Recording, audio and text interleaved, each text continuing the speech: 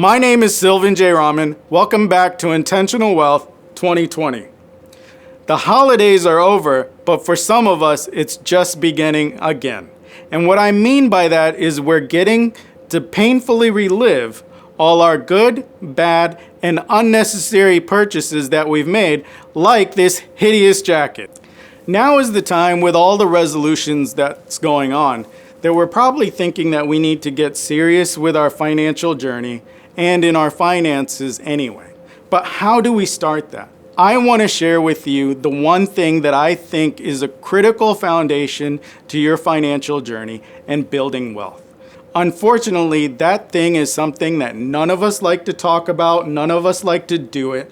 The federal government can't even get it right. And unfortunately, it might actually be the most hated 6-letter word in the English language. What is that word? Stay tuned to find out, but before we get into that, consider subscribing to the channel.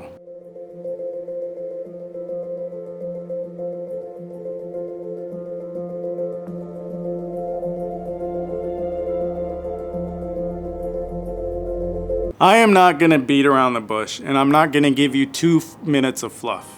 What I'm going to do is I'm going to get right into the video and tell you the 6-letter word that nobody likes to think about and nobody likes to follow, and that is budget.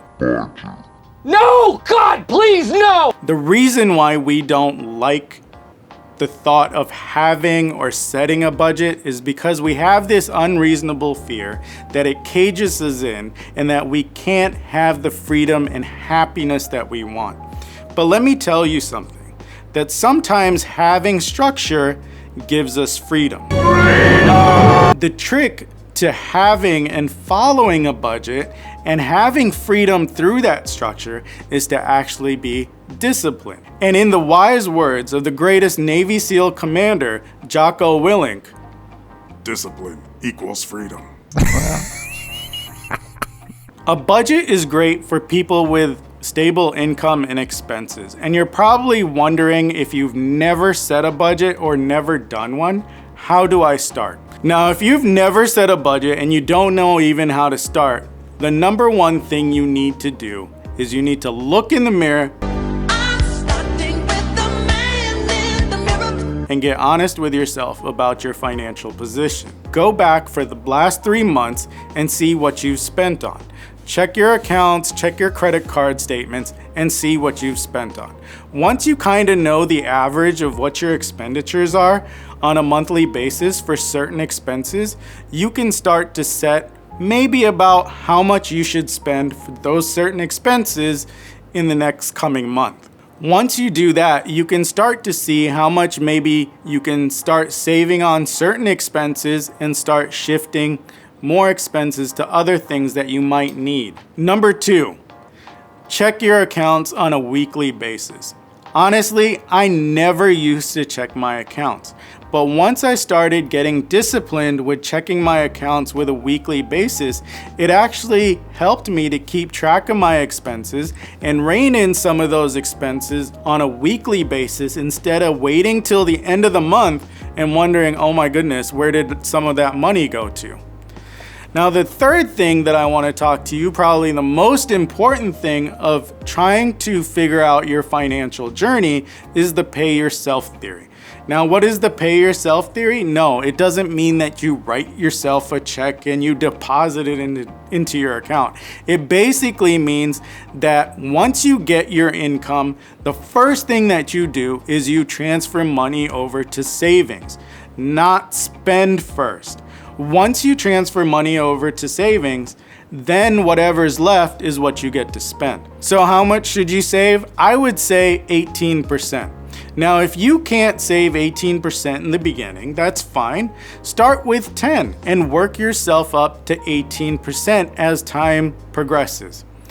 Now, the one thing I gotta be honest with you is, I don't consciously save. Consciously. So what do? I use an app. Now this app, I love it. I get to spend money and not worry about how much I'm actually saving.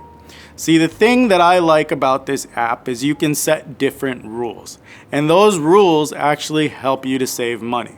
The first rule that I have is any income that comes in, there's an automatic percentage that is transferred over to savings. The second rule that I like is kind of like the punishment rule. I shouldn't be eating at certain restaurants, McDonald's for instance. But if I spend $5 at McDonald's, I've set a rule that says $5 gets taken out of my checking account and transferred to savings. So in all honesty, I didn't spend $5 on McDonald's. I spent $10 out of my checking account that I now have $10 less to spend somewhere else. The next rule that I love is the roundup rule. Because you know what? I hate spending $1.42 and I see $1.42 coming out of my checking account. I like round numbers. So the roundup rule takes that $1.42, rounds it up to $2, and actually transfers 58 cents over to my savings. Now, if you think that doesn't help, let me tell you, those pennies do help. Well, I have varied income and expenses month to month. So what do? I do tracking.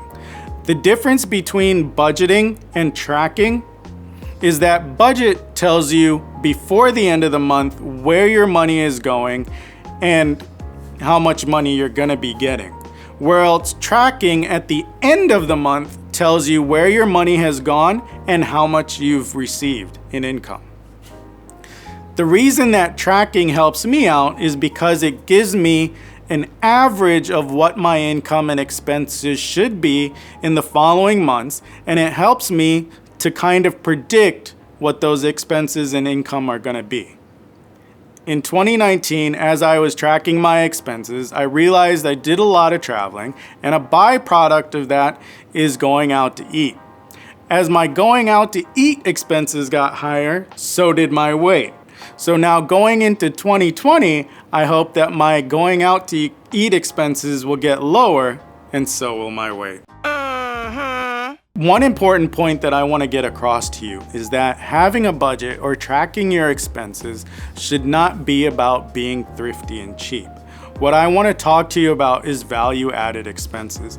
There might be some expenses or some things that you could probably get cheaper, but you'd rather spend a little more money on because they add greater value to your life. And if that's the case for you in certain expenses, then go ahead.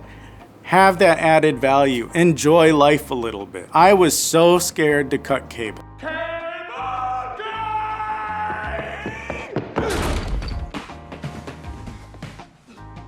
I thought I needed cable so bad that I had streaming services, I had cable, and I realized that, you know what? I'm actually getting a lot more value and I'm using more of my streaming services more often than I am actually watching cable TV. And I found that having the streaming services is actually cheaper and added a lot more value to my life. Now, on the flip side of that is the little luxuries, okay? Such as coffee. Having a cup of coffee from a coffee shop every day or brewing a cup of coffee at home and saving that expense is not gonna make you wealthy and it's not gonna make you broke, okay? Have that cup of coffee if you want, if it gives you the value to your life. Now, on the flip side of having coffee every day, if you're coming to the end of the pay period and you need to borrow $20 from your coworker to buy a $5 latte, then you probably need to rethink what makes you happy and what brings you value. Unless you're spending that $5 at my coffee shop. If you like what you've seen here today, then please consider subscribing to the channel, like and share the video, and follow me on Facebook, Instagram, and Twitter. And we'll see you next week. I hate that word.